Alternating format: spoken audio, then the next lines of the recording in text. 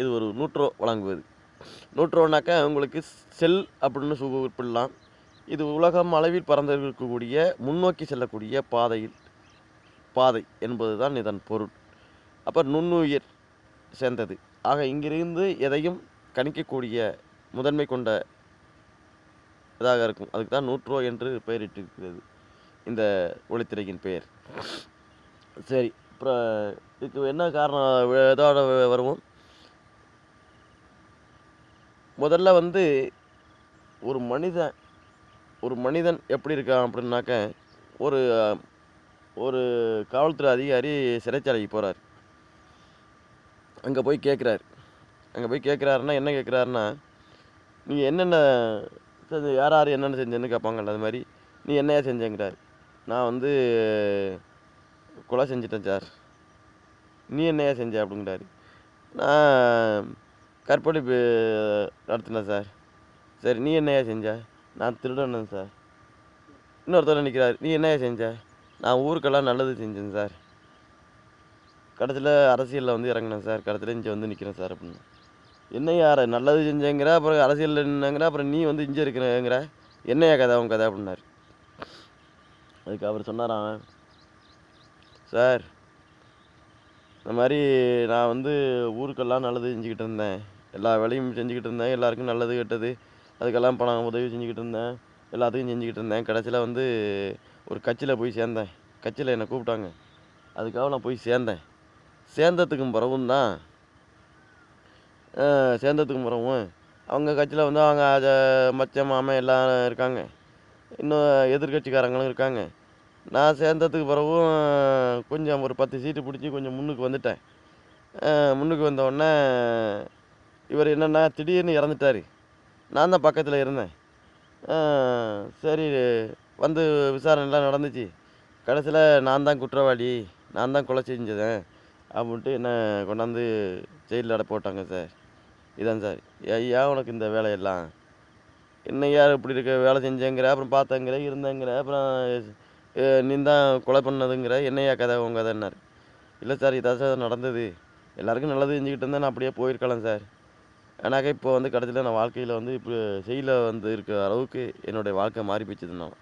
ஆக என்ன புரியுது அப்படின்னாக்க, ஒரு மனுஷன் போய் அரசியலில் சேர்ந்தாக்க ரொம்ப முக்கியமாக இருக்கணும், கவனமாக இருக்கணும்னா எப்படி இருக்கணும்னாக்க, அன்று வீரப்பன் காட்டுக்குள்ளே இருந்து வீரத்தை காட்டினார். அதற்கு பிறகு அவருக்கு தன்னாவில் விஷம் வச்சாங்க. அதுக்கு பிறகு அவருக்கு விஷம் வச்சதுக்கு பிறகும் அடுத்தது மெடிசன், இதெல்லாம் மெடிசன் தான். அதுக்கு வேலை முடிஞ்சதுக்கு பிறகும் அவருடைய தாக்கங்களினால் அவர் வந்து ஒரு இறை வழிபாடு உள்ளவர். மிக மிக இறை வழிபாட்டில் உள்ளவளை வந்து எதை கொண்டு தாக்குறோமோ அதை கொண்டே அவங்க இறப்பாங்க என்பது தான் ஒரு உண்மைதரமான ஒன்று. இறைவன் மீது எவன் ஒருவன் பற்று வைத்திருக்கானோ அவன் மீது எந்த அன்பை செலுத்துகிறாயோ அந்த அன்பே உனக்கு பாயும் என்பது தான் இந்த நிலைமை. அதுக்கு பிறகு அவருக்கு அந்த மெடிசனால் இறக்கப்பட்டார் முதலமைச்சர் ஜெயலலிதா என்பது உங்களுக்கு குறிப்பிடத்தக்கதாக இருக்கும். அதற்கு பிறகு விஜயகாந்த் அவர்கள் வந்து கட்சியில் நின்று வேட்டியை தூக்கி மடித்து கட்டினார்.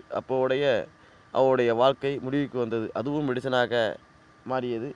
அதே விஷமாக மாறி வேலை முடிஞ்சது. ஆக ஒரு மனுஷனுடைய அரசியல் வாழ்க்கை எப்படி இருக்கணும் அப்படின்னாக்க, விவேகம் என்பது விவேகம் என்பதை விட விவேகமாக எவ்வளவு தூரம் நம்ம செல்கிறோமோ அந்த பாதை சரியாக பாதையாக இருக்கும். ஆனால் வீரத்தோடு போகும்பொழுது நம்மள்கிட்ட கையில் ஆயில் இருக்கும்போது இந்த வேட்டி தூக்கி மடித்து கட்டுறது, இந்த கை நீட்டி அடிக்கிறது, இதெல்லாம் இருந்துச்சுன்னு அப்படின்னாக்க அந்த அரசியலை நாமே இல்லாமல் போயிடுவோம் என்பது தான் குறிப்பிடத்தக்கது. ஆக அரசியலில் மொத்தத்தில் வந்து விவேகம் என்பது இருக்கலாம். நம் பாதையில் போகக்கூடியது விவேகமான பாதையாக இருக்கலாம், விரைந்து சென்றடையக்கூடிய பாதைகளாக இருக்கலாம். ஆனால் வீரத்தை மட்டும் எடுத்து செல்லக்கூடாது. ஆக வேகத்தை எடுத்து சென்றோமானால் நம் உயிருக்கு விஷமாக மாறிவிடும் என்பது தான் இதன் உதாரணம். ஆக ஒரு மனிதன் எப்படி இருக்கணும், எந்த நிலைமையில் சூழ்நிலையில் அரசியலில் இருக்கணும் அப்படின்னா 3ஐ கற்றுக்கொள்ள வேண்டும். 1 வீரம் என்பதை காட்டக்கூடாது. அடுத்தது இருக்கவரிடம் தன்னுடைய உணர்வுகளை பகிர்ந்து கொள்ளக்கூடாது. அடுத்தது நம்மளுடைய நடவடிக்கை, அடுத்த செயலை என்ன செய்ய போகிறோங்கிறது இருக்கிற ஆண்களுக்கு தெரியக்கூடாது. ஆக இதை எதையுமே அதில் கருத்து திணிக்கக்கூடாது. ஆக நம்மளுடைய அந்த வாழ்க்கை எப்படி இருக்கணும்னா, அரசியலோட வாழ்க்கை எப்படி இருக்கணும்னா, நம் சுதாரணமாக இருக்க வேண்டும். வாழ்க்கையில் மிகவும் எப்படி இருக்கணும்னா, ஒரு பொறுமைசாலியாக இருக்கணும். எதையும் பொறுமையாக இருந்து பொறுமையாக பக்கத்தில் இருந்தால் தான் அந்த நிலைமை என்பது ஒரு வளமையாக முடியும்.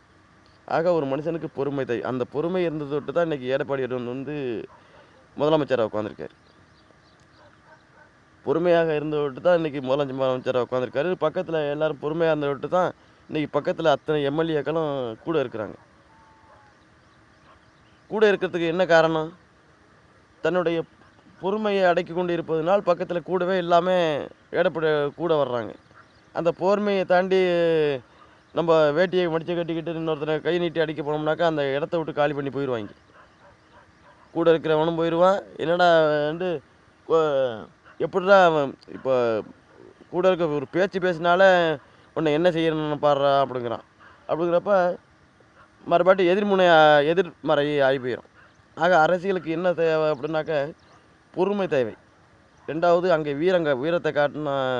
வீரத்தை காட்டணும் அப்படின்னாக்க சட்டசபையிலே இதுலேயே நின்று வீரத்தை காட்டினோம்னா நம்மளுடைய வீரம் அங்கேயே நம்மளுடைய விஷமாக மாறிவிடும் என்பது தான் அந்த அரசியலில் இப்போ இருக்கக்கூடிய சூழ்நிலை. ஆக அரசியல் என்பது ஒரு விஷமாக மாறக்கூடிய, மெடிசனாக மாறக்கூடிய சூழ்நிலையை உருவாக்கி கொண்டிருக்கிறது என்பது மிக தென்னந்தெளிவாக தெரிகிறது. ஆக ஒரு மனிதனுக்கு என்ன தேவை என்பதை விட தன் இருக்கக்கூடிய இடத்தை ஒரு பரிசுத்தமானதாக வைத்துக்கொள்ள வேண்டும். கோபம், ஒரு வேகமான ஒரு பதில்கள், ஒருவரிடம் ஒரு அசிங்கத்தனமான வார்த்தைகள், கை நீட்டுவது, விரித்தனமாக பேசுவது, இதெல்லாம் குறைச்சிக்கிட்டால் தான்